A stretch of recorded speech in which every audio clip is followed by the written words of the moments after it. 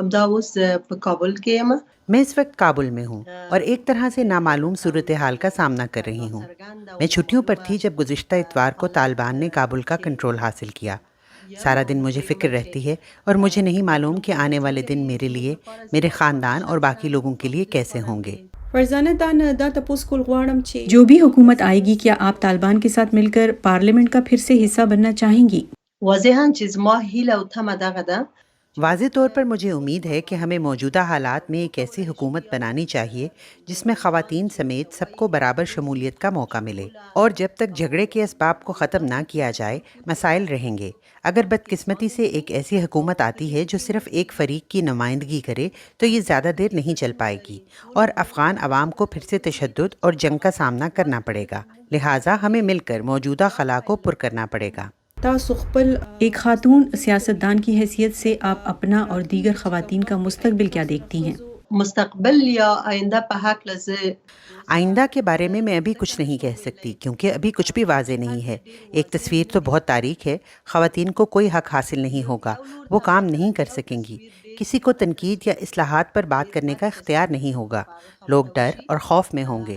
ہمارے ہمسائے اور عالمی سطح پر لوگوں کی زندگی اچھی ہوگی لیکن ہم پیچھے چلے جائیں، یہ بہت بری تصویر ہے۔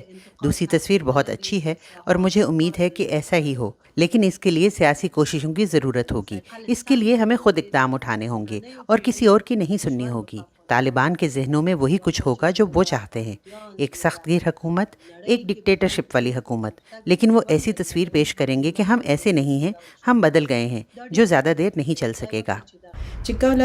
جب گزشتہ اتوار کے روز آپ کو یہ پتہ چلا کہ کابل پر طالبان کا کنٹرول ہو گیا ہے، صدر غنی ملک سے چلے گئے ہیں، تو آپ کا رد عمل کیا تھا؟ ډیر د موږ ټولو زړونه مات شو. موږ بہت برے حالات تھے، ہم سب کے دل ٹوٹ گئے تھے۔ یہ ایسے ہی تھا جیسے باپ گھر سے چلا جائے۔ ہمیں اس وقت کچھ نہیں معلوم تھا کہ وہ کہاں گئے۔ ہم یہ امید بھی نہیں کر رہے تھے کہ طالبان آ جائیں گے، حکومت نہیں چل سکے گی۔ ابھی ہمیں چاہے کتنے ہی پیغامات کیوں نہ بھیجے جائیں، وہ ہمارے ٹوٹے دلوں کو نہیں جوڑ سکتے۔ انٹرنیشنل کمیونٹی بین الاقوامی کمیونٹی سے آپ کیا کہنا چاہیں گی ایسی صورتحال میں؟